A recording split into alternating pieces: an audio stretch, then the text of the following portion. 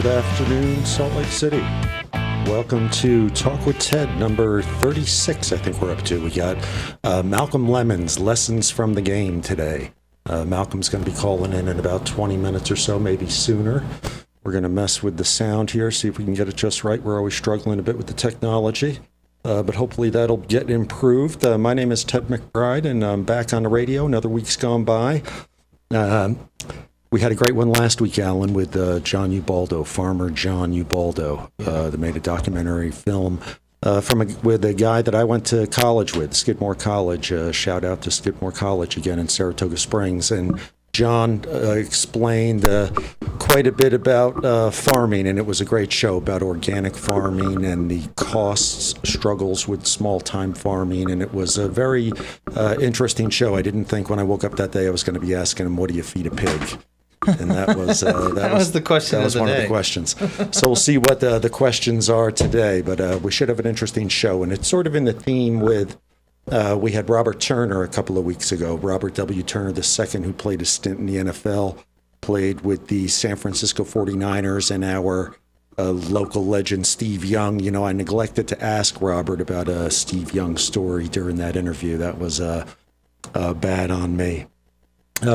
But we're still talking basketball, and isn't that great? It's the beginning of July, and thankfully, because of the Utah Jazz, it seems like basketball doesn't end. And since the finals ended and the Jazz were eliminated by the Houston Rockets a couple of months ago, we've had the finals, which were great, and then the draft, and now we've got the Salt Lake Summer League, the NBA Summer League back in Salt Lake City, which is really wonderful.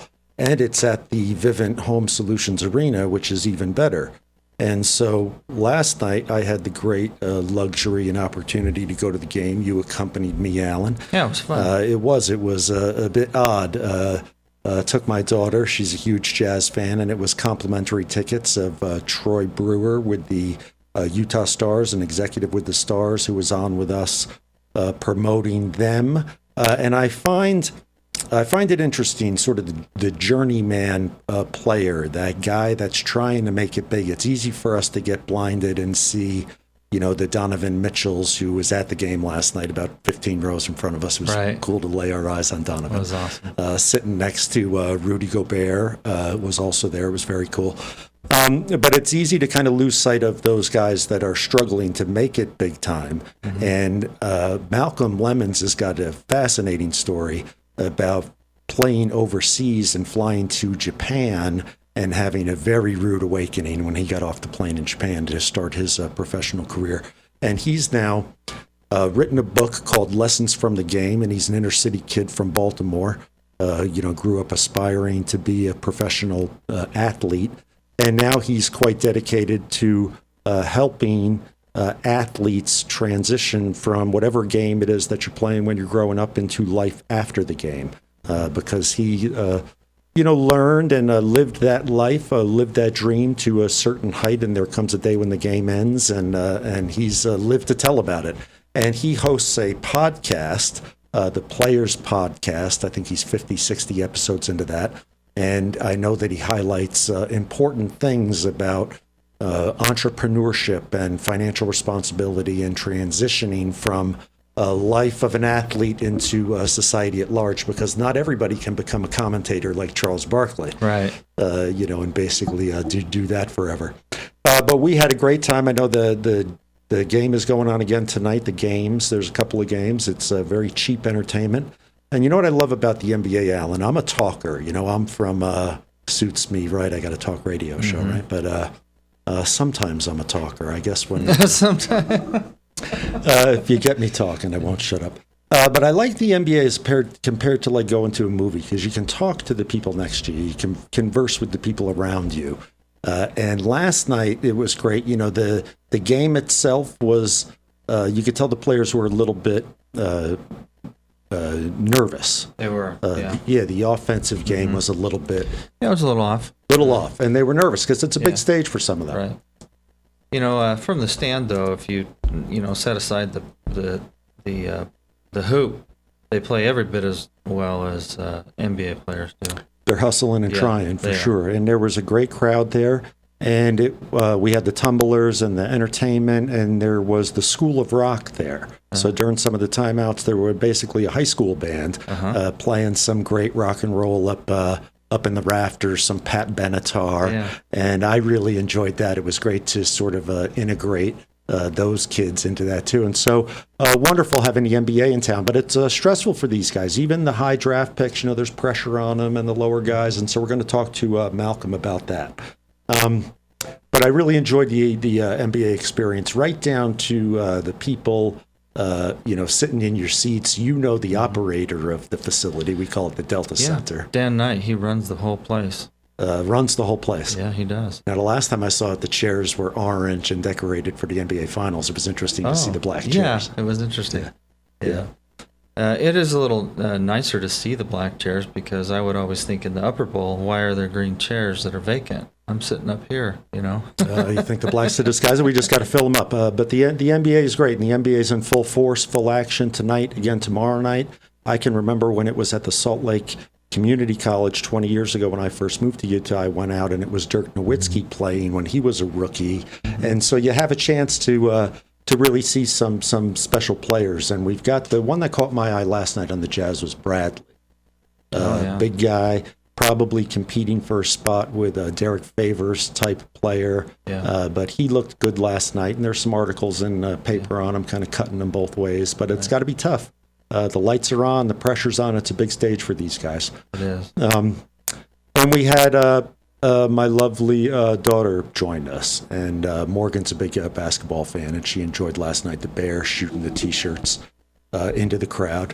But she was at camp last week, and so I didn't see her. So I picked her up on Friday from camp and went to sort of the closing ceremonies at the overnight camp for the 11, 12-year-olds. Right. And, of course, we had Mircea Devirchin on, the executive director of the Kostopoulos Dream Foundation, short for Camp K in Immigration Canyon here in Salt Lake City, a camp that caters to disabled and disenfranchised people. And it was interesting that my daughter goes away to camp. And at the end, they had the awards for respect and honesty, et cetera. And this was her second year there. And coming away from it, she was had a great time. Of course, wonderful to get into nature and escape from mom and dad. But she came away almost a little burdened from it, felt a little burdened from it, and talked quite a bit about global warming now. Now she's been an animal lover forever, and she's basically been a protester since she was a little kid, Alan. When she was 5 years old, my daughter, coming back from swimming lessons, asked me if I'd roll down the window. There were floodlights on a construction project at the bottom of my hill, and it was 7:30 at night, dark out. And I rolled down the window, and she yelled out, "Construction workers, stop taking away space from the animals."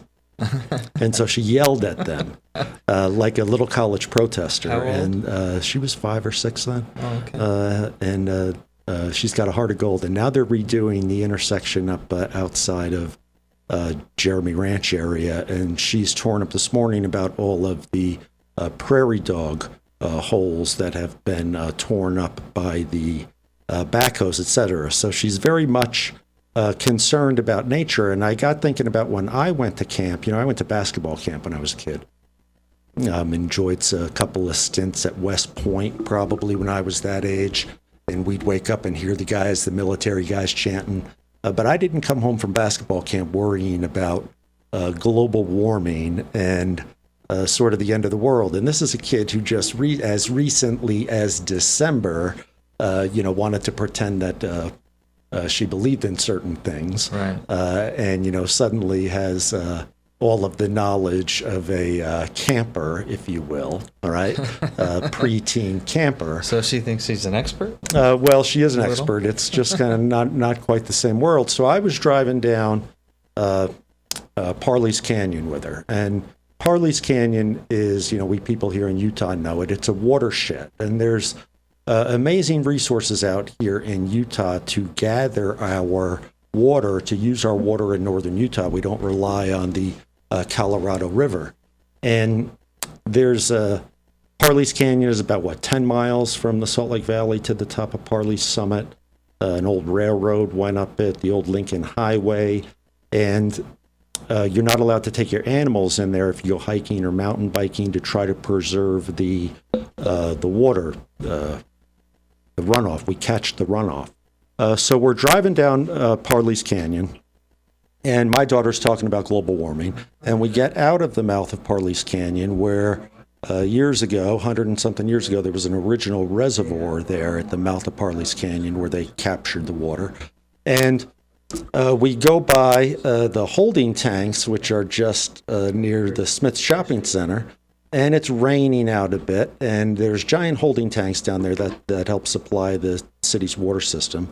And there's landscaping on top of it, and Alan there watering the landscaping on top of the water tanks while it's raining.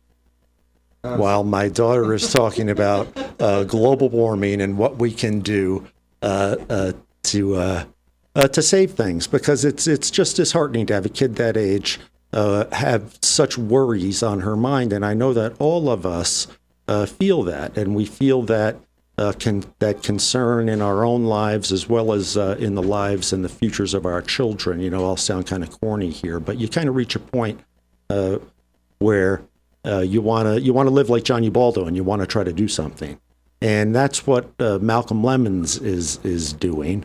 That's what I think a bunch of the guests that we've had on the program doing. Down in that original reservoir, so the reservoir now is up above the golf course, and it's always kind of amazed me that with the watershed there, that stretch of land between Salt Lake City and Park City, there's 36 holes of golf. You're not allowed to bring your animals, but there's 2 golf courses in there. I didn't know that. The Mountain Dell golf courses, okay. right? That you pass. And it's the only thing there, and I'm always curious about how those got sort of approved, because a lot of people know, it takes chemicals, et cetera, to operate the golf courses. But at the bottom of the canyon, there's a lot of history down there in Tanner Park. Mm-hmm. And the stream comes out there. They capture all the water coming down Parley's Canyon, so it's interesting. There's no runoff in the spring. Right. If you go down Big and Little Cottonwood Canyon, it's flowing, or up near your house, Weber Canyon, it's overflowing. Yeah. But coming down Parley's, we capture all of it. And it took that extraordinary, ingenuity to do that. And of course, they created farming here in the desert magically by creating, irrigation, capturing that water, preserving it, and using it as irrigation. And it's almost like that part of Salt Lake City is kind of lost to the eye almost. Right. But those ditches and systems are around.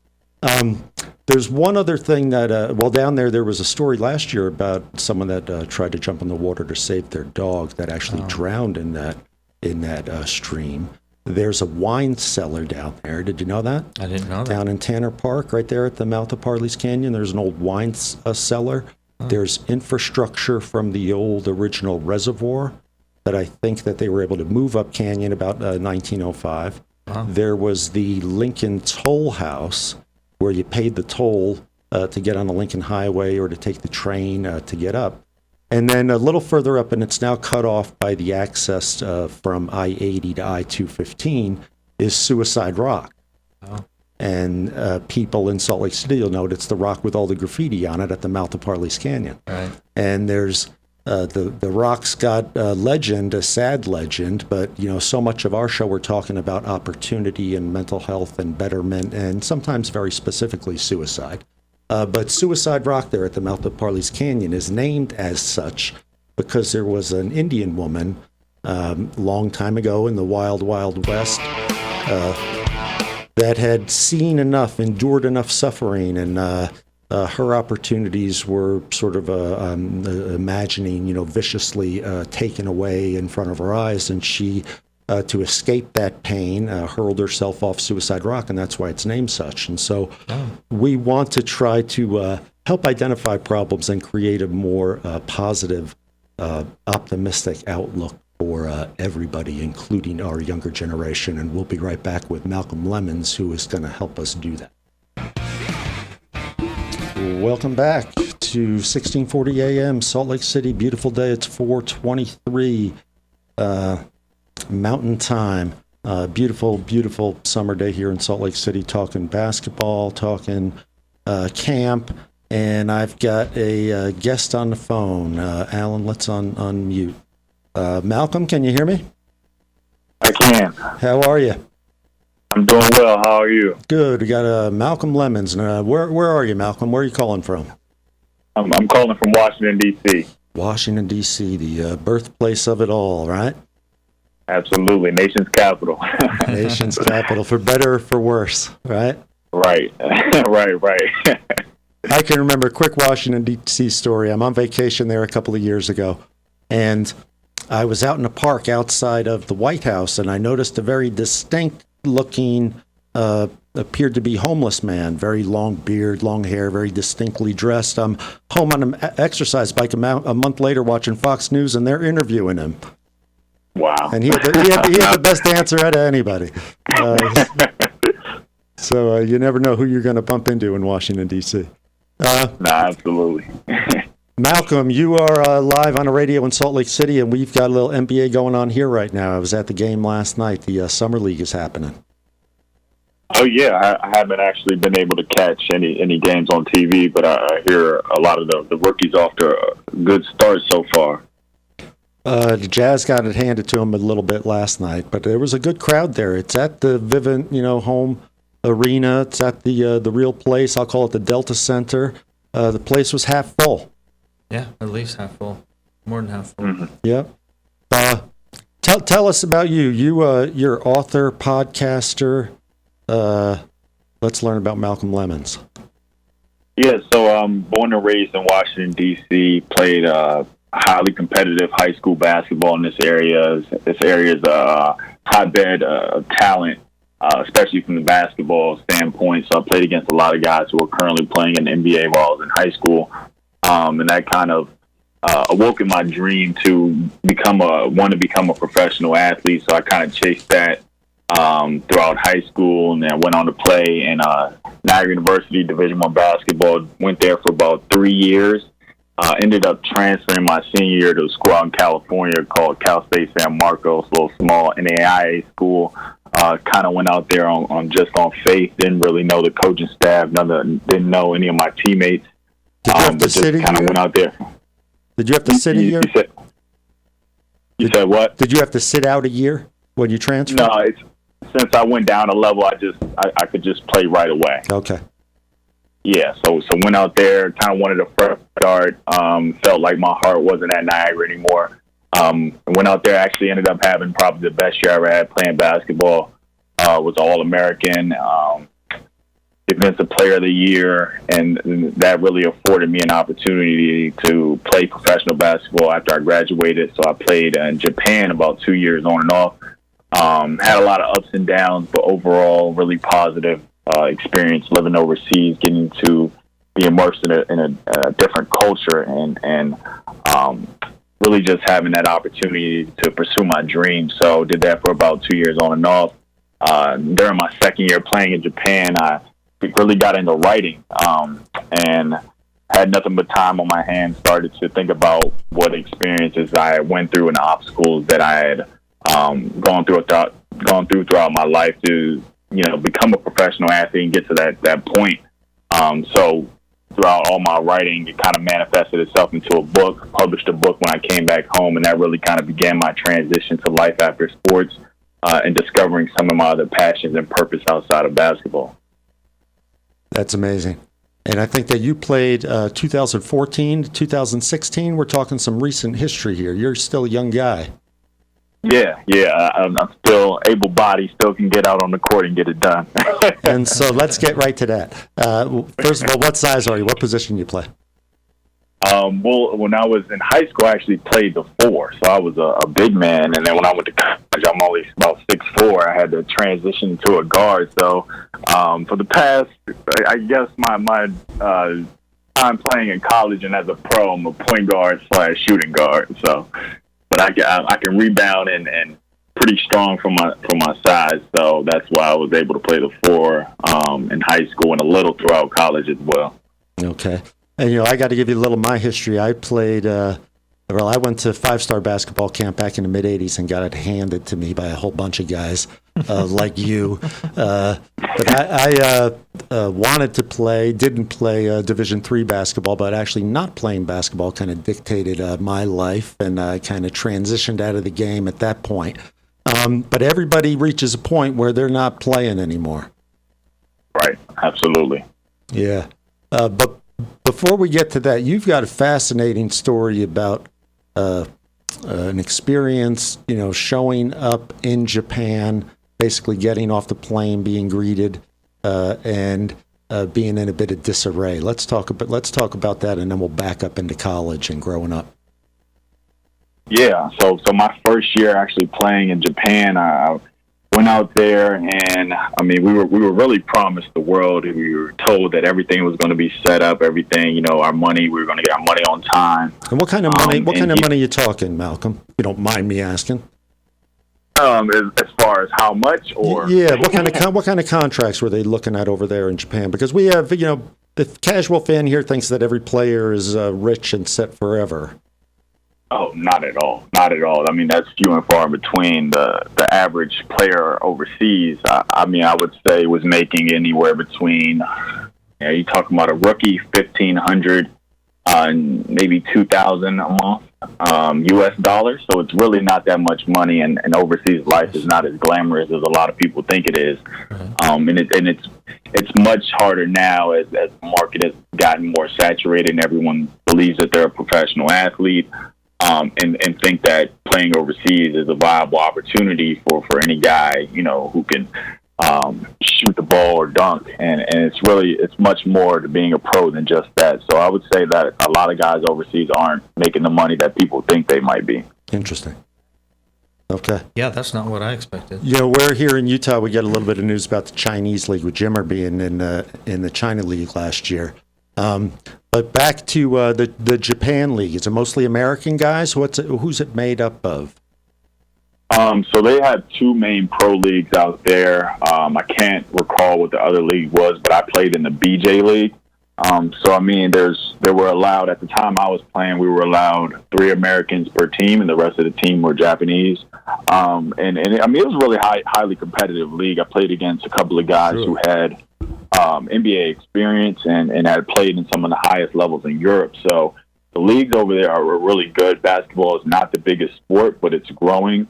I would say it's much bigger in China, but it has a lot of opportunity, a lot of potential. Especially there's a lot of guys who are coming out of Japan who are playing in leagues over here and competing. So it's growing. But the league I played in was really competitive, and it really challenged me as an athlete. Very cool. How many games in the year? What's the schedule? So we played, I want to say, it was a weird schedule. So we played, I believe, 2 games every weekend, and we practiced throughout the week. So it was kind of like a football schedule, except we played 2 games on the weekend. So we would play maybe Friday and Saturday, or Friday and Sunday, or Saturday and Sunday. And then the rest of the week we would just be practicing. Now, you tell a story, it's on your website, about getting off the plane and not having the apartment ready and being a young kid sort of on your own in Japan. Can you elaborate on that for us a little bit? Yeah, I mean, it was honestly a horrific experience. We got to the apartment, and I didn't even have a bed. I didn't have a bed, didn't have air conditioning. It was about 90 degrees in the apartment. We didn't have any money for food. It was a terrible experience. We had to walk to practice maybe about 1.5 miles every day. We weren't familiar with Japanese food at all. So obviously we stuck to what we know. So I would have to make the walk to McDonald's every day for about, it was about a mile walk. So, I mean, it was a lot of trials like that, a lot of obstacles. And it really taught me a lot about how to survive, and how to be resourceful. Cause we did have an American coach out there, but, it wasn't much that he could do, especially with our general manager had gotten sick, and that's when everything had fallen apart. So, I mean, it was a bad experience, but I like to look at it optimistically and say that, it really made me a much more resourceful person, and able to survive in any condition, just going through that experience. just because it was just that bad. And I actually ended up coming home early after that had happened. So. Yeah, and it's kind of not what we think when we think of the life of the professional athlete, But I was watching the summer league last night, and it's tough for a lot of guys that don't make it to the big time. And so, what's your plan B? What's Malcolm Lemmons doing for plan B here?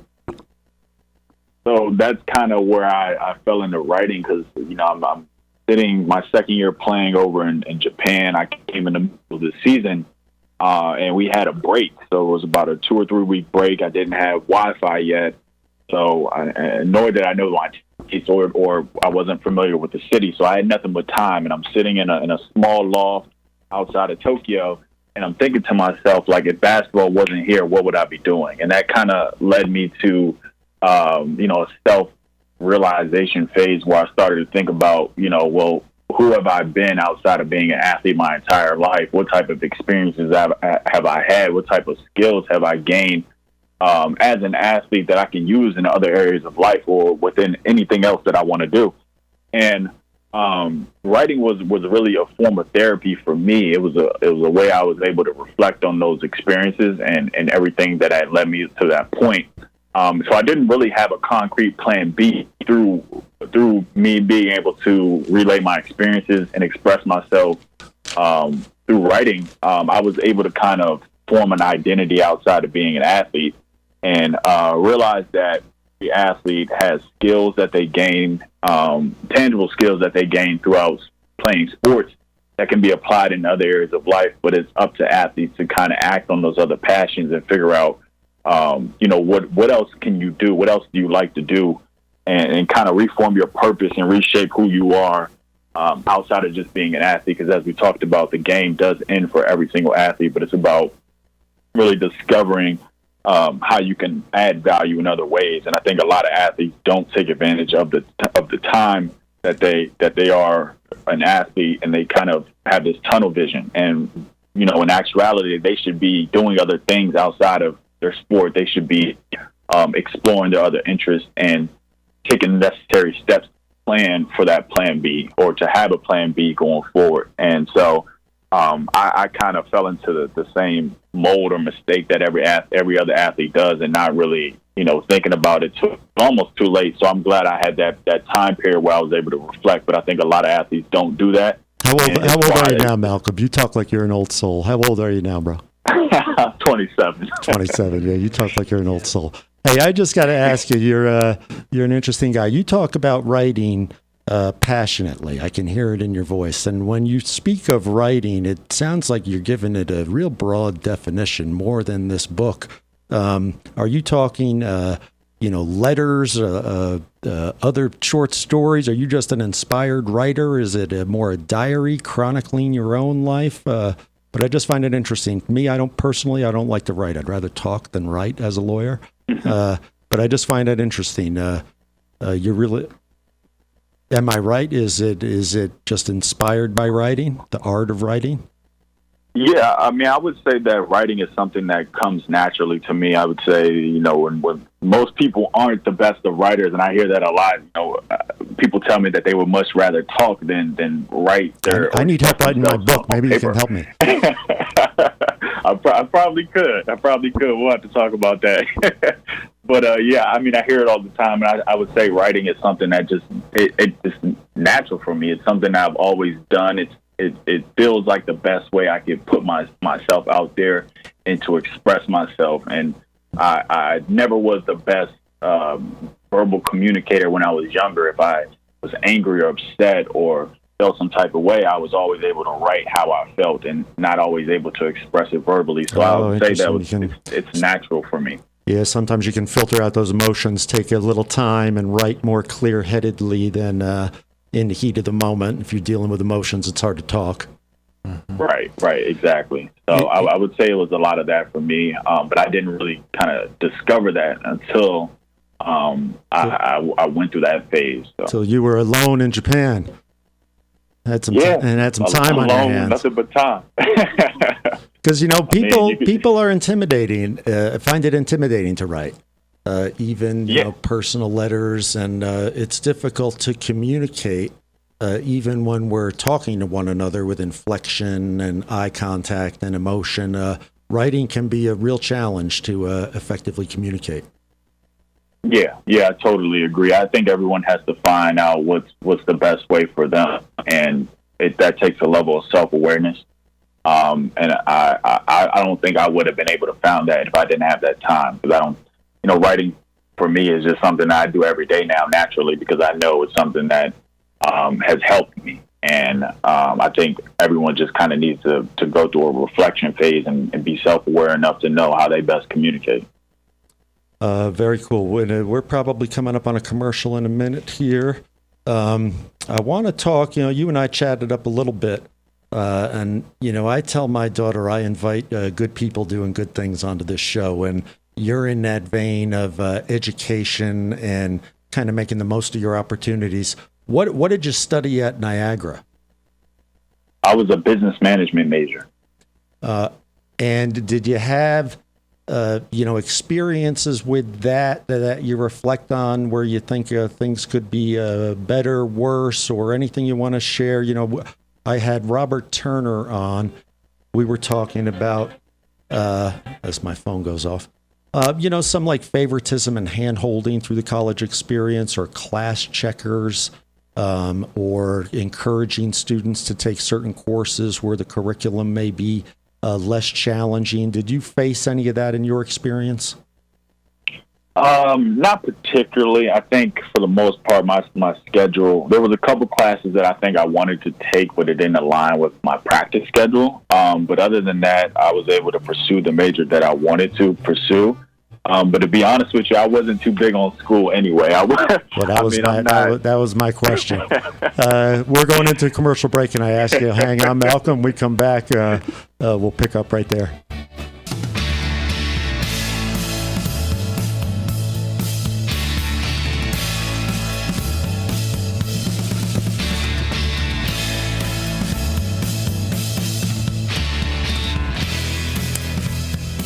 Welcome back to Talk with Ted number 36. I got Malcolm Lemmons, author of Lessons from the Game. Malcolm, you still with us?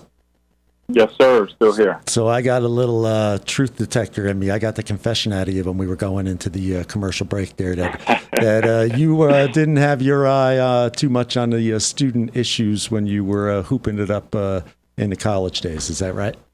I really didn't. I've never been big on school. I was the same way, and I didn't play basketball, so you've got one up on me. I got my life together my senior year of college. Better late than never, right? Yep, I did. That's when I got my life together. Law school or college? College. Yeah, and then I got into law school. But I was a C student before that. Stringing it along, getting just enough to get by. So I can relate. My sister went to Canisius College. Were they in your division up there? They were actually our rival. Your rival? Yep. Yeah, we don't like Canisius too much. But isn't that the Catholic school? That's my Catholic school in Buffalo. Yeah. They're about 30 minutes down the road. But we used to go to war with Canisius. Yeah. I went to my first rock concert up in Buffalo back in the 1970s, the Kinks, when my sister was up at Canisius. Have you ever been to Niagara Falls? I have, a couple times, maybe about 3 or 4 times. Yeah. It's a pretty amazing place, isn't it? Yeah, especially in the spring and summertime, it's beautiful up there. Raging. Underrated vacation spot. Yeah, it sure is. I once did a tour across the country visiting all sorts of national parks, et cetera, and I grew up down in Goshen, New York, about 6 hours from Buffalo, but I'd never been to Niagara Falls, and that was the highlight of the trip, was Niagara Falls. It was that close. Yep. Mm-hmm. It's absolutely beautiful. Okay, so you get your act together, and now you're a businessman too. What do you do in these days? How does Malcolm Lemmons earn a living? So I run a brand consulting firm.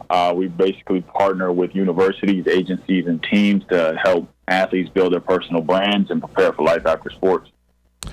Build a brand and prepare for life after sports. It's that connected, it seems like, the start and finish. Yeah, so personally, I mean, that's how I kind of made my transition to life after sports. And when I was going through that phase, I had a lot of athletes reaching out to me, asking me how I was able to have other opportunities, media-wise, or, other things that I was doing outside of basketball. And I realized that it was a need for athletes to build their platform, especially with social media emergence, and just different ways athletes can monetize their influence. So I wanted to create a brand or a company around providing this service to athletes and helping them take advantage of their platform, their brand while they're still playing, and also be able to leverage that when they're transitioning into life after sports. I see on LinkedIn, Josh Hart has a podcast going. Do you know Josh on the Lakers? I do. I played against him once, and I'm actually close friends with his roommate. His actually co-host of his podcast, Matt Hillman. So I do know Josh a little bit. Right on. And I see, how many episodes are you into your podcast now? I believe 66. 66, and a whole host of different athletes that you've had on there and sports people. Yeah, so a lot of my guests are current and former athletes. I've had athletes who are now venture capitalists, investors, speakers, real estate Can you investors. give us a story? Can you give us a story or two? Drop some names on who you've been helping. So I've had Kelvin Beachum. He's a offensive tackle for the New York Jets. I've had Hakeem Dallas. He played with the Lions, the Cardinals. I want to say one other team. He's now a real estate investor. I had LaVon Idolette. She's a former Olympian, currently a financial advisor to a ton of different athletes. And you're helping them with that transition? Helping these athletes? Yep. A lot of them already had people in their corner, but gotcha. Oh, on the show you're talking. Yep.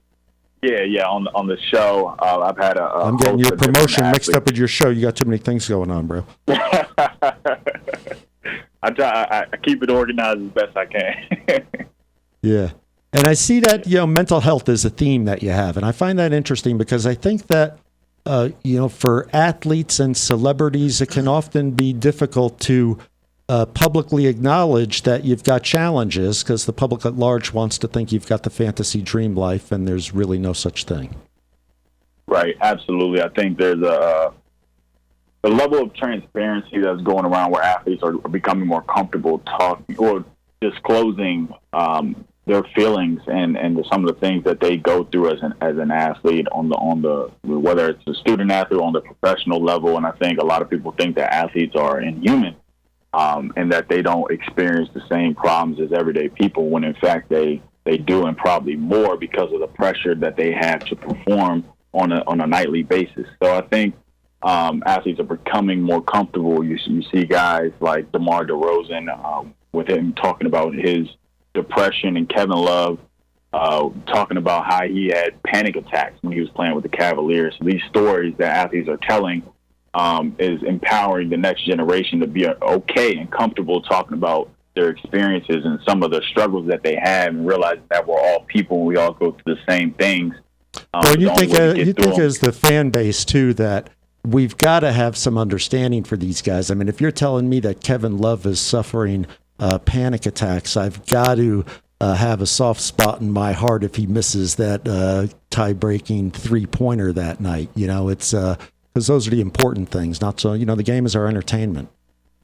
Yeah, I mean, absolutely. But every fan is not going to feel that way. They're going to be, concerned with the team and the players performing at the end of the day. As a fan, that's usually all you care about. You don't care about the athlete outside of, them being, entertainer. And, well, I think that's, it's funny you say that. I think you're right that the casual fan, cares too much about the wins and losses and less so about the personal nature of the players.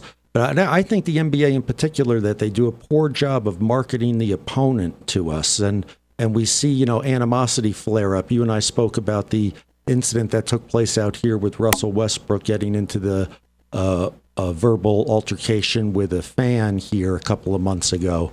And I wish that there was more access, that we could see these these men and women as real people instead of someone to be shouted down when they come to town.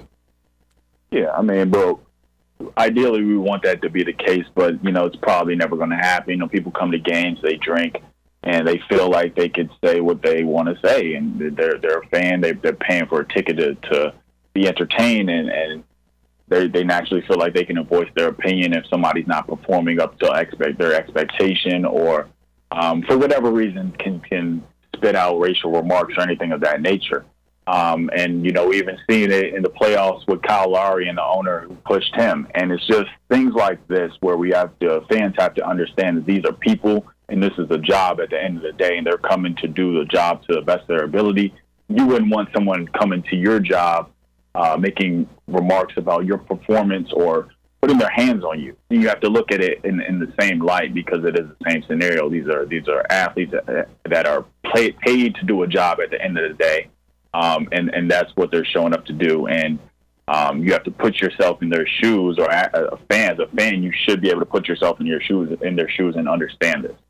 Yeah, and basketball has given us great lessons in racism and race relations over the years. Of course, there's been racism and is in basketball in all aspects of life, but I think that the game really provides an opportunity for healing and unity and competition. I just love the basketball. I'm a basketball junkie, Malcolm, and anybody that can do some good around the game, I support as well. And I think that's what you're doing. Thank you. I appreciate that, Ted, a lot. Yeah. I want to talk a little bit about growing up. I grew up in upstate New York, and we had, a town of about 10,000, about an hour north of New York City, and the town was a little bit segregated. The African-American kids grew up on Green Street, the poorer section of town, but far from the ghetto. And we were pretty well integrated, back then in the 70s and 80s. And even though the white guys rooted for the Celtics and the black guys rooted for the Lakers, we didn't call each other racists and such. And things are, of course, much more integrated now. There's been much more opportunity for the advancement of African American people, and it's a different culture, different world. And I think it's great that sports that provide that opportunity to climb and develop and become who you were meant to become. Yeah, absolutely. I think sports is a great equalizer. It helps. I think a lot of my friends and the bonds that I've created through sports wouldn't happen otherwise. And sports gives us a platform to relate to one another and to be able to compete and to learn from one another. So I think, it's something that, has been really impactful in my life. And I've seen the impact that it's had on other athletes and people, worldwide. So. Now, you grew up in Baltimore. Was it in the inner city? D.C. Yeah, inner city of D.C. Yep. Mm-hmm. How would you describe your hood? A tough place? Well, actually, I moved around about 5 or 6 times as a child. Came from a single-parent household. My mother raised my brother and I, and we moved around a lot. So I would have friends from a bunch of different neighborhoods in D.C., and it was times where I would, go to the park and have to get into fights and things of that nature, running from kids who trying to jump me and my brother. And just growing up in the city, you go through situations and you have experiences like that. But I would say that type of adversity made me the athlete that I was and made me, stronger at being able to handle different circumstances and different forms of adversity that will come up later in life. So was there some jealousy directed at you because of your athleticism? I wish it was. Yeah. But, it's just the nature of kids, it's the nature of growing up in the inner city, and you see a lot of things, you're exposed to a lot of different things that harden you, that make you tougher, if you're able to endure them. And I think that's what it did for me, and it helped me mature at a young age. Amazing. That's why I tell you my country experience, because I knew it was softer than your childhood experience in D.C. But you're still in D.C. You're still home. Still home right now. Yep. Trying to do it back in your community? Yeah. So I think, DC has a very strong, tight-knit community when it comes to sports. And there's a lot of people out here who are making an impact in the sports industry and trying to make a difference for the next generation to help them come up and have a better situation than those that came before them. So, I'm home for now. Trying to make a difference, trying to make an impact in any way that I can. That's awesome. Who's the best player you ever played against? That's a tough question. I would say in high school it was probably Austin Rivers. Doc he Rivers. He was actually unguardable. I would say he was the only player that. Actually, I wouldn't say he's the only player I had trouble guarding, but I would say him. Rodney McGruder is playing with the Heat right now. He was pretty tough. Isaiah Swan, he played at Florida State. He's been playing overseas for maybe 10 plus years. And then I would say by default, it would have to be Victor Oladipo. He went to DeMatha, which was one of our rival schools. Of course, so he's on to go head to head. He's on the Pacers. Yep, used to go head to head with Vic, all the time because he played the 4 and I played the 4 in high school. So he got injured. He got injured at the end of the year. Yeah, it was really, really unfortunate because he's having such an amazing year. Victor went down. A couple of months ago, I had on Bill Bano, assistant coach of the Indiana Pacers, and he was talking about Victor. It was just after they got eliminated. I think it was by the Celtics. Mm-hmm. Right? Yeah. And Coach Bano is in recovery, and he had some great stories and even some subtle stories about racism in the NBA, just going through certain security checkpoints where the guys he was with got questioned and he didn't, but it can be subtle. We're coming into the top of the hour, Malcolm. When we come back, I want to talk a little bit about Colin Kaepernick. He's in the news, and some sneakers and symbolism and the flag, and we're going to continue our discussion with Malcolm Lemmons. We'll be right back.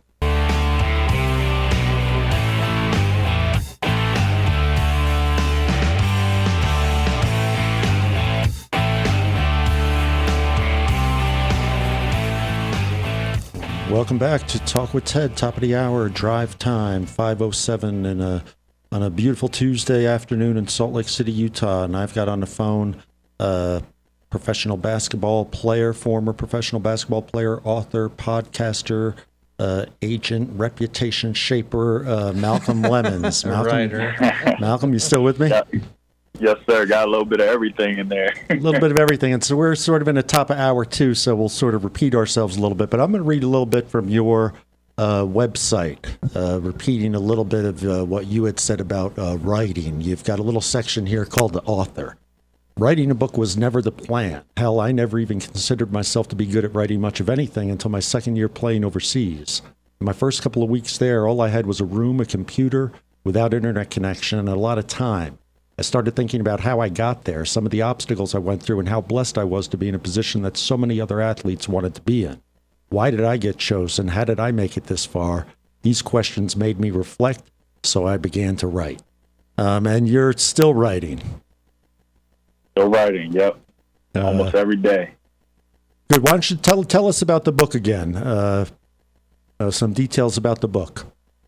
Yeah, so my book, Lessons from the Game, basically kind of highlights my story through basketball, some of the obstacles that I went through and the experiences that I had up until becoming a professional athlete. Then I kind of talk about key life lessons that every athlete can take away from sports, no matter what sport you play, that they can utilize and apply to other areas of life. So things such as being able to be self-motivated, being able to manage your time, being able to be patient, and all these different life skills that you gain as an athlete that can be used in life in general. Man, I could work on the patience part. But I'm running out of time, bro. I'm 52. You still got time. You still got time. I'm running out of time. Wait until you get to 52, because I remember when I was your age, and I looked at a guy my age, and I thought, that's an old guy.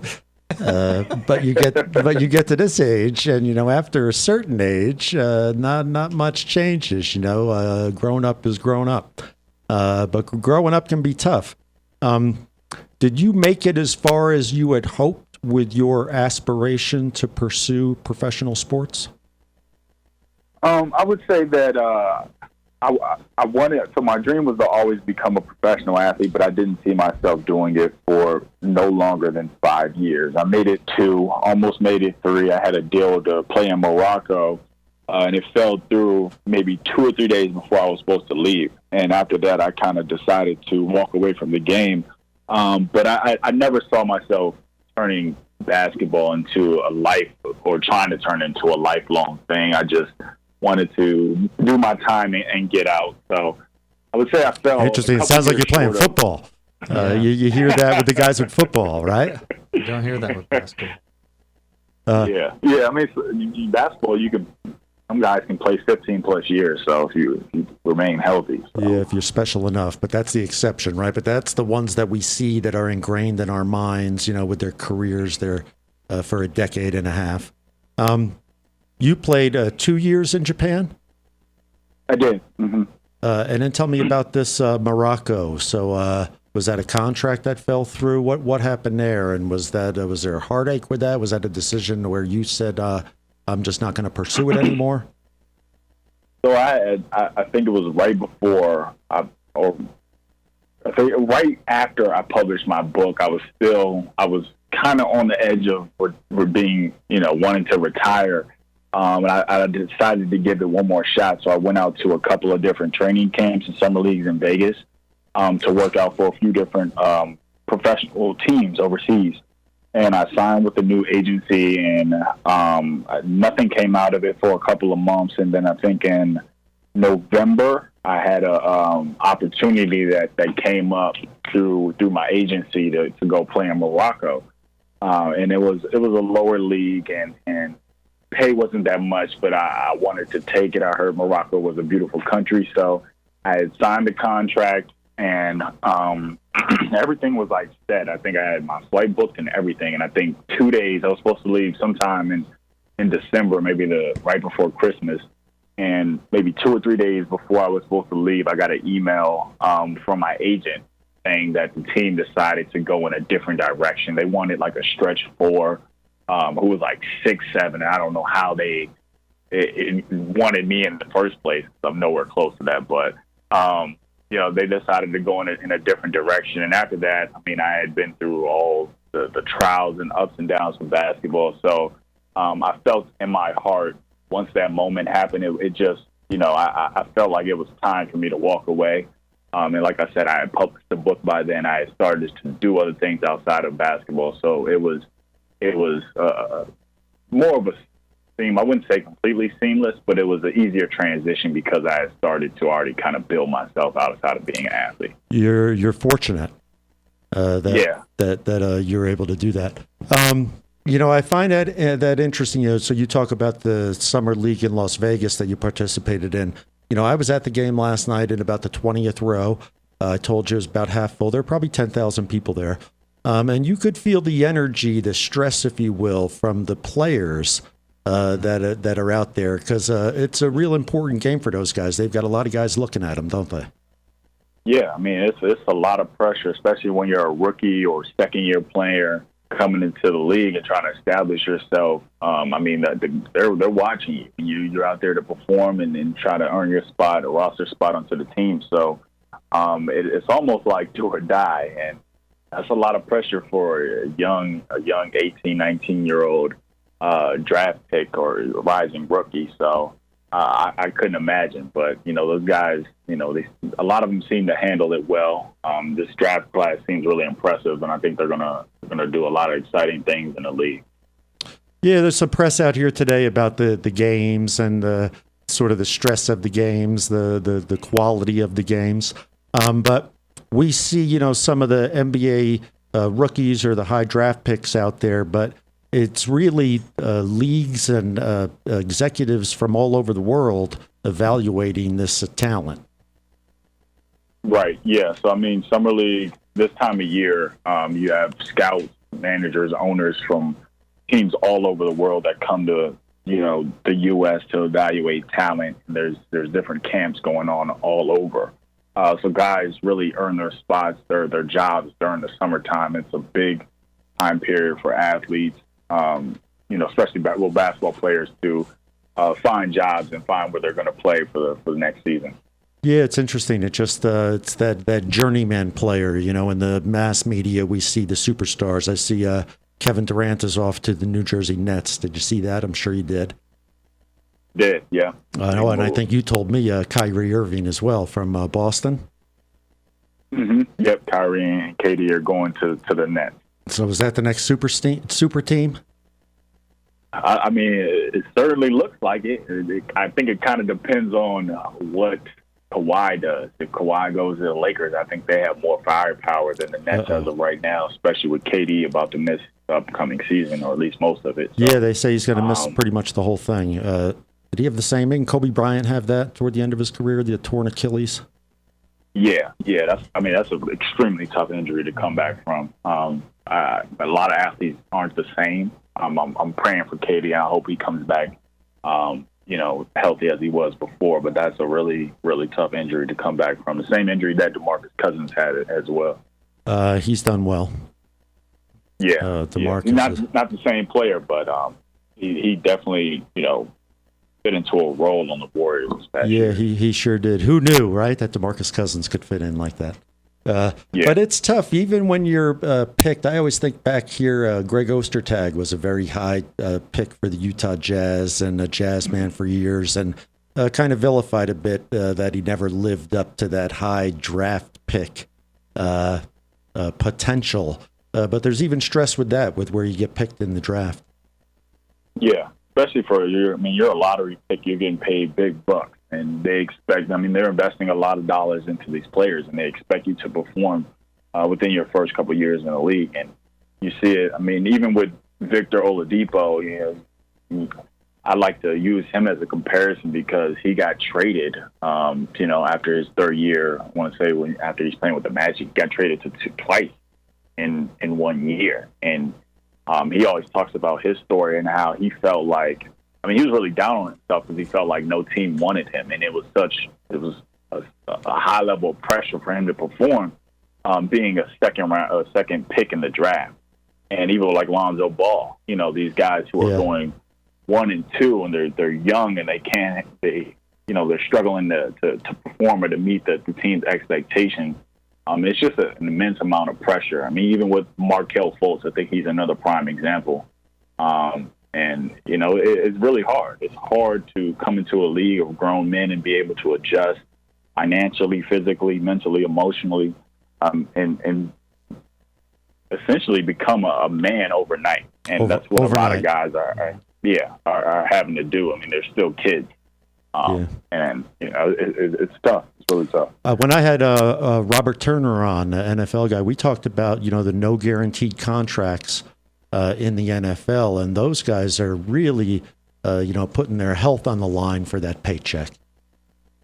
Yeah, absolutely. I think the NFL, that's a tough situation because, like you said, there's no guaranteed contracts, and it's ironic because football is probably the most physical sport out of all sports, or at least almost so. To not have guaranteed contracts almost seems absurd. But that's a tough gig. It's got 100% injury rate too. Everybody that plays gets hurt in the NFL. And the NFL's interesting. In college football, and I think that it's important for the institutions, to really help the kids in those institutions and not just process them through for the football or the television revenue.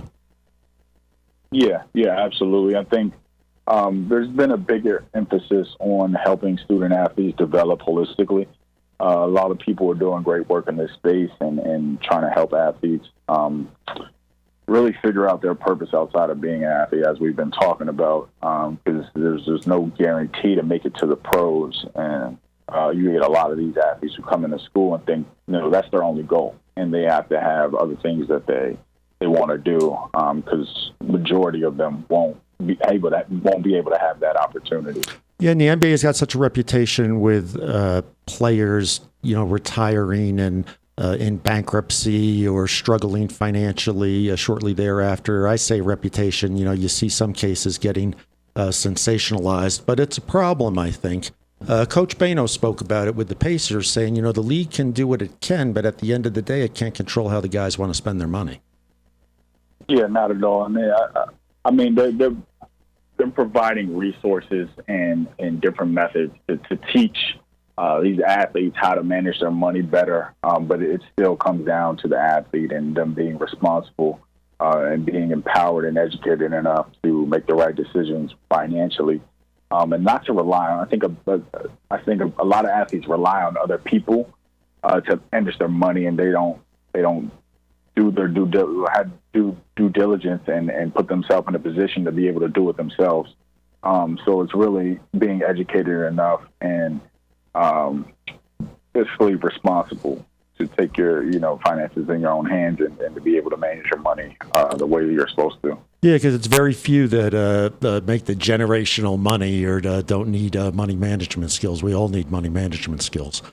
I learned something from all my guests. This is my 36th episode. I interview people, learn things from them. From you, patience. I'm learning patience. And you're 27 years old. You got an old soul. It seems like you've been around the block a few times.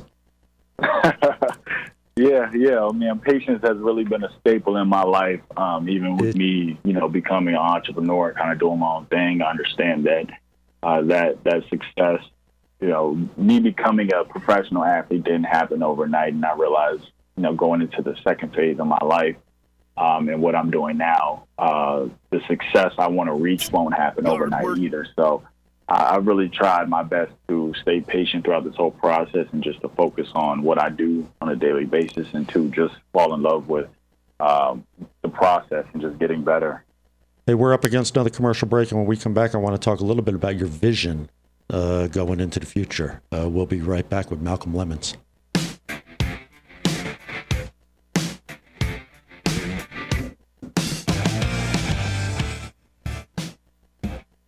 Welcome back to Salt Lake City. You're listening to 1640 AM K-Talk Radio. It's 5:23 on July 2nd, 2019. Short week this week. We've got Independence Day coming up, and I've got Washington, D.C. resident Malcolm Lemmons on the line. Can you hear me, Malcolm? Yes, sir. I wasn't sure if I had you muted still. We're talking about the Players Point Agency, and I want to read from your website here to set it up a little bit. You've got on the website our 4-phase branding playbook. Whether it's through our workshops or one-on-one consulting, our branding playbook program is designed to meet every athlete's individual needs when it comes to their brand. With this streamlined program, we're able to help athletes eliminate confusion and uncertainty, gain clarity, and address every aspect of their personal brand and platform. And then you break it down into the 4 phases. Phase 1, identify as more than an athlete. Number 1, identify as more than an athlete. Wow. 2, building and growing your brand online. 3, mainstream media training and networking. And 4, addressing social issues and philanthropic causes. So there you have it. Have I revealed your secret to your competitors? No, not at all. Not at all. I haven't gone into depth about how we actually break down each phase and what we educate these athletes when it comes to these different sections of their brand. It's pretty amazing and pretty unique. But so do I qualify as an athlete? If I want to identify myself as an athlete, can you market me, or must I be a professional, Malcolm? Is my time over? We might have to do a little more auditing of your profile, your brand profile, your history as an athlete to see if you qualify. Yeah, I dunked twice back in the day, bro. My gym in my high school, one time on either end. I'm 5'11 and a half, but I did it twice. On the 8-foot basket? That's pretty impressive. I could jump back in the day. I used to jump rope and trained with basketball, but I love basketball. I love the game. I learned many lessons from it. It had a profound impact on my life. It helped me stay in high school, probably to some degree, because it motivated me, to keep the grades up high enough. But I didn't get an athletic scholarship, but I got a financial aid package from a very good school that I wouldn't have otherwise gotten into, but for the fact that I had attended 5-star basketball camp and had a rating. It was probably a 1-star out of 5. But I didn't get an athletic scholarship, but I got into a good college, and I told a little bit earlier, I ended up making the most of it, even though I didn't play college basketball. But it was a great regret of mine not playing college basketball. So that's my story. My game ended too soon. I got to ask you, since you went to 5-star basketball camp, was Howard Garfinkel there when you were there? Howard Garfinkel was there. It was in the glory days of 5-star in 1982, 83, 84. I was there right after Michael Jordan and Patrick Ewing. I was there with Muggsy Bogues. I got the lights kicked out of me by Ramil Robinson. Delray Brooks, Corey Gaines, Danny Ferry. I can still remember the guys. It was quite an experience. Yeah, Howard Garfinkel is a legend. He's a legend. Yeah, and Howard Garfinkel was this Jewish man from New York that started a camp up in the Catskills and out in the Poconos. Because the Catskills have great history with Wilt Chamberlain. Worked at a hotel up in the Catskills. There's a great basketball legend in the Catskills.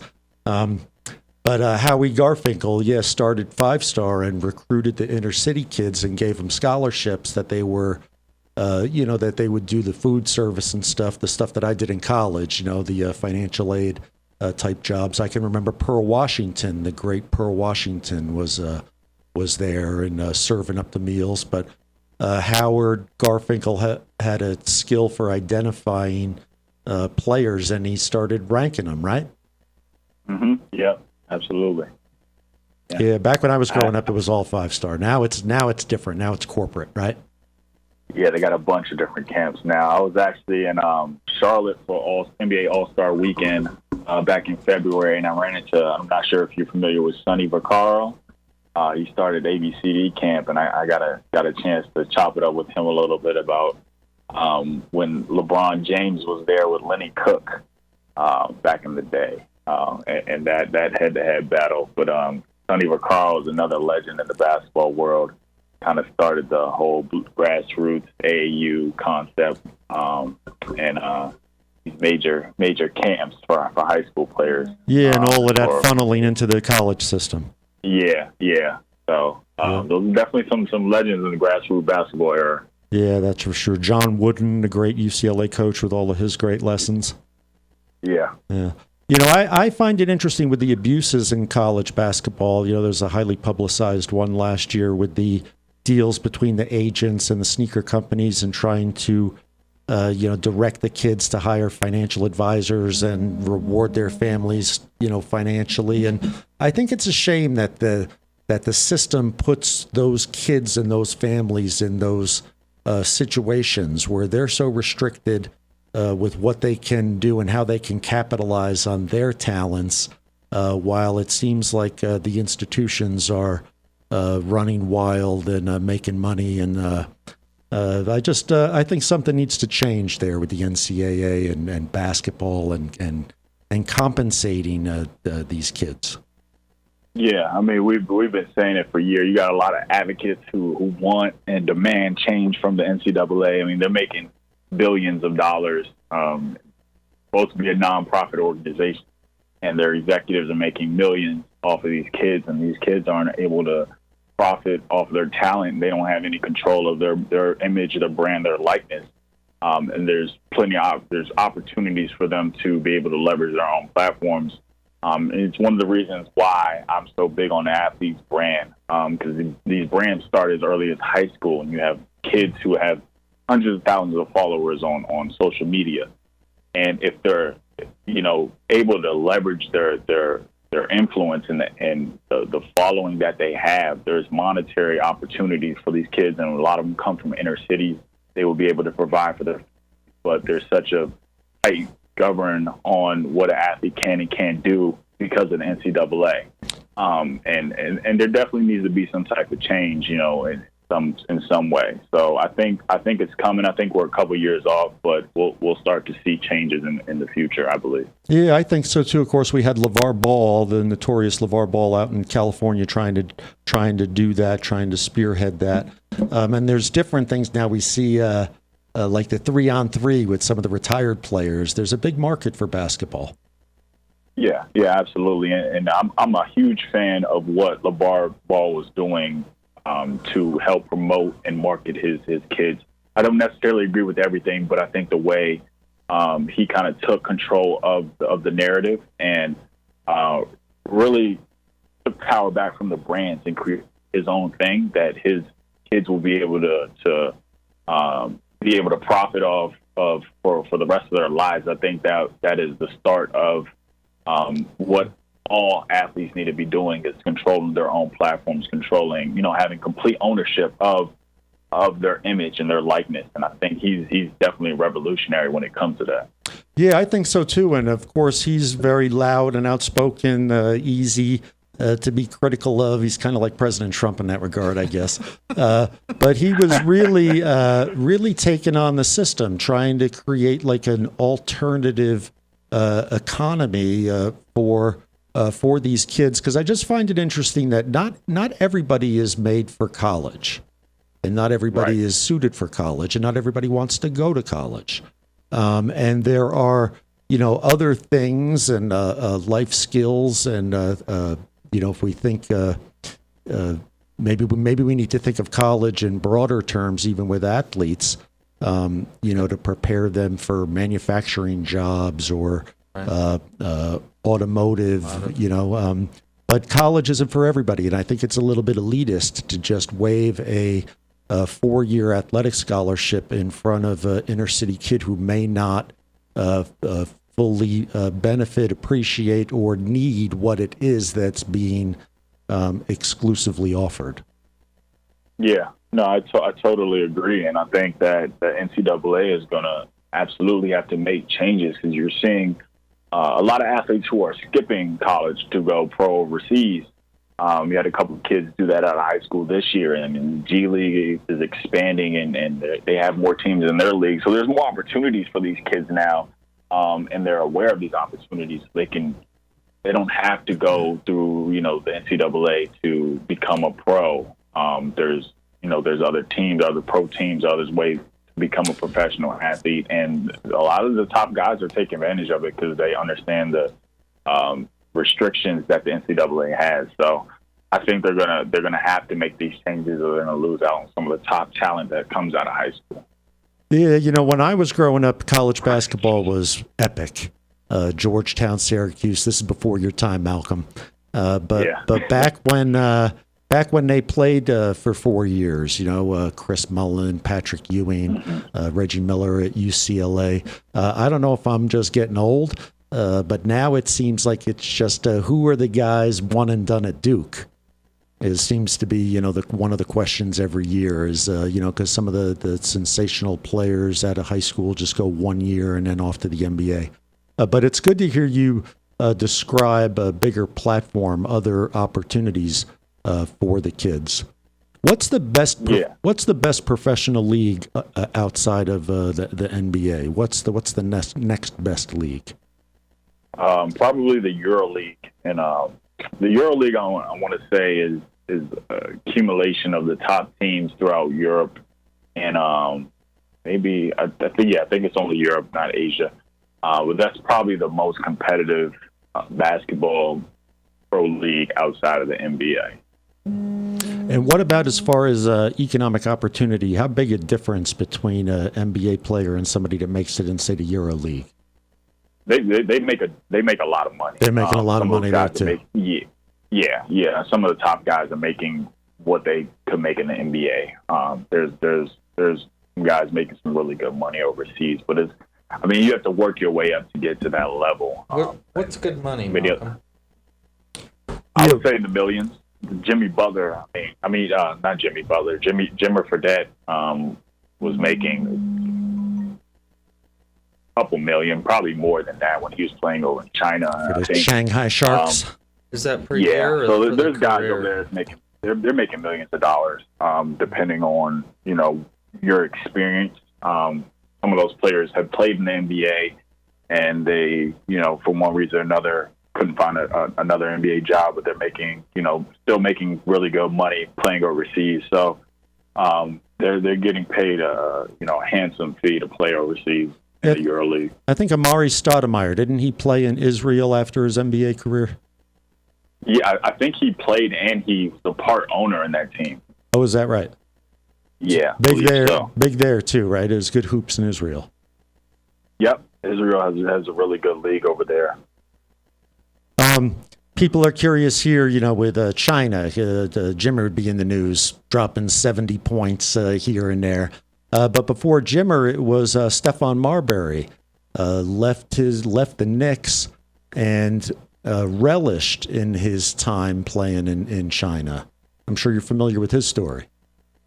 Yeah, absolutely. I think there's actually a documentary coming out on him sometime in the fall that talks about that story. But I think he found his purpose in China, and he went through a ton of struggles. I think just growing up in his environment in Brooklyn, and then the pressure that he faced in the NBA. But he kind of found his love for the game again, and he's now. They worship him over there. He has a statue. They got a statue of him, huh? Yeah, I want to say he's still playing. He's still playing over there. Is he really? Yeah. How old is he now? He's the Tom Brady of Chinese basketball. He's got to be like late 30. Yeah, that's amazing. Because he was at a bit of the peak of his career. He was a point guard. He was with the New York Knicks and being vilified by the press there. And I think he kind of said, "I've had enough." Yeah. Yeah, so it's good to see that he kind of found redemption over there. He made a nice little career for himself out in China. Yeah. We got Jazz Hoops out here. It's our only professional game in town, and so we cherish it. We've got minor league baseball going on. We've got Salt Lake Real soccer, so there's some good entertainment. But the NBA is the only game in town here. No professional football, no professional hockey. So we really cherish it. And Troy Brewer. I do. He's a good guy. I had Troy on the radio a couple of months ago. He opened up a segment that we had with a Utah State Senator, just talking Utah Jazz basketball. I think we had the playoffs upon us. And the G League, and he's an executive with the G League now that has a story similar to yours, playing a little stint overseas. But tell us a story about Troy. So I want to say the first time that I met Troy, it was actually he went to American University here in D.C. I want to say he did 2 years at Georgia, transferred over to American. Yep. And I used to live around the corner from American University back when I was in college. And so I used to walk around there and play pickup with him in the team. And Troy could play. He was by far the best player on that team. And me and him used to go head to head and pick up basketball. So Troy's a really good dude. Is he a little older than you? He's a little bit older than me, maybe about a year or two. Okay. But he's a baller. He's official. That's what he says. He says he can take me. What do you think? I know you haven't seen my game, but you've heard my talk. I think it'll be competitive. Yeah, I think it'd be an interesting conversation in another lifetime. I wouldn't bet on it, though. But basketball's interesting. You really separate yourself, physically. It's amazing to watch a guy like LeBron James. We're talking, playing in college, et cetera. He went from high school and scored 28 points in his first game in the NBA. Really? Yeah, that's incredible. I was actually looking back YouTube video when he did the decision when he left Cleveland to go to Miami, and I didn't realize he was 25 years old at the time. And I'm just thinking to myself, getting ripped, right, for making a decision.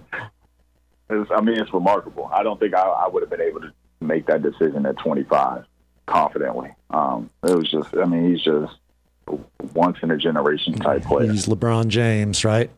He's LeBron James. Yeah, and I think LeBron James is going to do great things after his basketball career. We were talking LeVar Ball. I've been making some bold predictions about LeBron kind of taking on the NCAA. So we'll see if those come true. Malcolm, can I hold you for one more second? Get these people in Salt Lake City home? Sure, absolutely. I'll be right back with Malcolm Lemmons.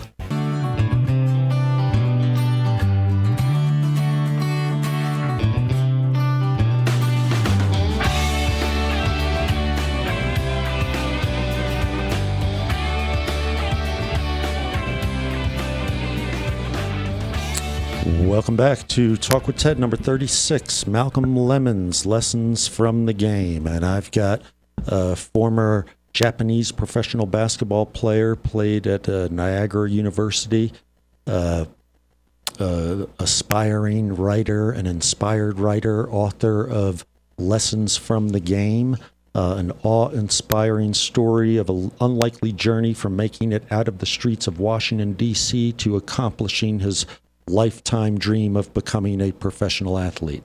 And now that dream continues. Malcolm, you still with me?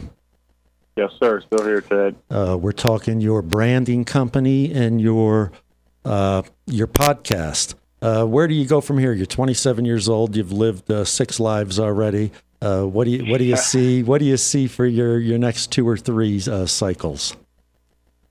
Man, I really can't say. I'm kind of just focused on what I'm doing right now and just building day by day and seeing where my career takes me as an entrepreneur and as a storyteller.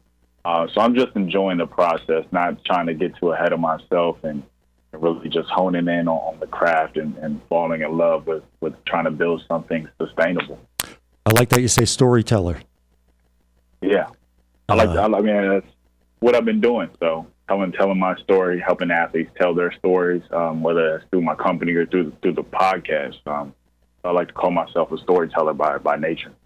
I like to do a little bit of the same. I use other people to help tell stories.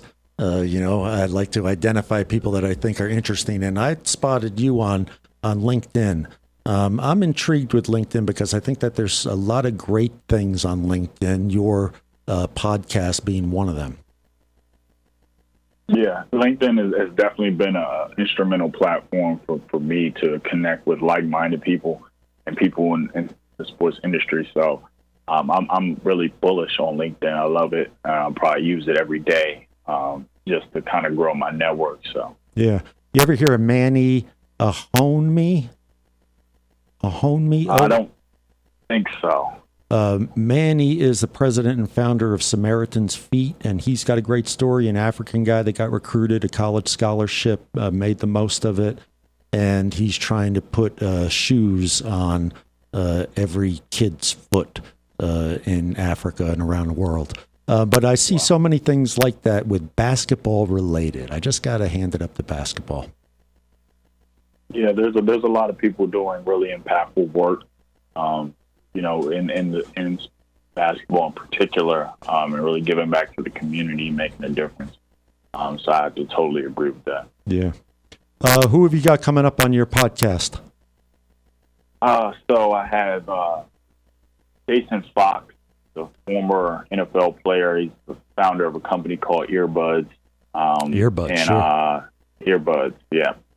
And it's a tech platform. I'm not really sure exactly what they do. I'll have to do some more research, but I'll have him sometime in the next several days. Can you give us a web address, platform where we can access this stuff? Yeah. So my podcast is accessible through every podcast platform with iTunes, SoundCloud, Spotify, Google Play. What else? I think those are probably the major ones that people listen to podcasts on. So you can listen to the Players Point podcast on any of those platforms. It'd be greatly appreciated. Any ratings or reviews on any episodes as well. So ratings and reviews that boost you a bit. It looks good. It gives me some credibility. So ratings and reviews are always welcome. Now, appreciate it. Who does this technological aspect of your that for you? So I handle it all. Everything from recording, editing, uploading, graphics. You're making me feel old again. You've got all those computer skills, and you can just magically integrate all those different platforms and get your message out there? Yeah, I mean, almost anybody could create a podcast nowadays. You just got to buy the right equipment and invest the time into learning how to use it. But it's not that difficult once you get the hang of it. You got to create a system for yourself. Awesome. And you're 60-something episodes in? What's been the highlight for you? I can't pick any particular episode. I would say the biggest thing for me is building the relationships with the people that I've had on the podcast. A lot of these people I've grown to have business opportunities with, to I've been able to support some of the things that they've been doing and just create genuine connections with people who are passionate about sports and who are doing interesting things. So I would say that's definitely the highlight for me, is those relationships that I've been able to create. That's awesome. And the sports, and the memories that we get from sports, they have enduring value, and we remember our legends. But there's so many out there that need to think about something other than the sport. I even worry, Malcolm, I've got a daughter, 11-year-old daughter. There are so many opportunities to drive the young kids into certain sports, or if they appear to have a particular skill or propensity for something, there's endless opportunities to invest in it. I just think it's important that investment be balanced with those positive things to be learned from the game. Yeah, most definitely. And athletes, I think athletes are starting to get it. They're starting to see the power and influence that they have, and they're starting to be aware of how they can use that to be more than just an athlete. And I think with LeBron definitely leading that charge, you mentioned before the work that he's doing an incredible job of empowering other athletes to do some of the things that he's been able to do. And I think it's taking a hold of the next generation. I think it's going to help other athletes going forward. Yeah, who else has done a ton is Tiger Woods. We can't overlook Tiger Woods. He's put a lot of kids through school, and his Tiger Woods Institute, of course, his reputation took a hit, but he's another one that's really tried, I think, to give back. Yeah, quiet as kept. I don't know too much about the work that he's done, but I'm a big Tiger Woods fan, and the way he's kind of been able to bounce back, winning the Masters. I mean, that was just a remarkable story. Well, that's something. Are you a golfer? I'm not. I'm trying to be. Well, you got to try. You got to learn how to play golf before you're 30, or it's too late, bro. Yeah. So I've heard. But don't bother. Actually, golf is wonderful. I love golf. I used to get kind of serious about golf. I had to take a break because I wanted to play my top 5% game 95% of the time.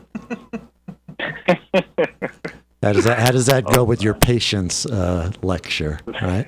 Nah, that probably wouldn't work. But I really learned that through playing golf, that I had unrealistic expectations, which was interfering with my enjoyment of the game. I wasn't as good as I thought I was, Malcolm. Were you? And basketball? Yeah. Come on. Who you versus Troy Brewer? Who gets the best? Who gets the better? I mean, I'm going to bet on myself every time. I don't care who I'm going against. So you got to, right? I'm taking me over everyone. Yeah, you've got to. So in your 4 phases of helping that athlete define themselves and get ready for life after the athletics, you talk about philanthropy. I just find that interesting. What are your philanthropic goals?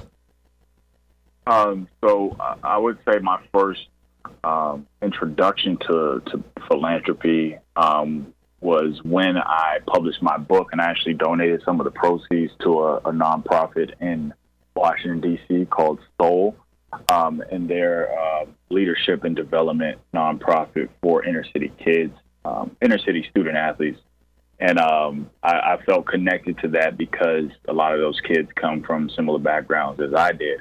I think it's just important for athletes, when you have a platform, to give back and to reach out to the next generation and to help lift someone up, because someone was there to help you get to the point that you're at today. So I think it's important for athletes to just invest themselves in philanthropic causes and creating those partnerships with companies that align with their mission and things that they believe in, and things that are passions of theirs or important to them.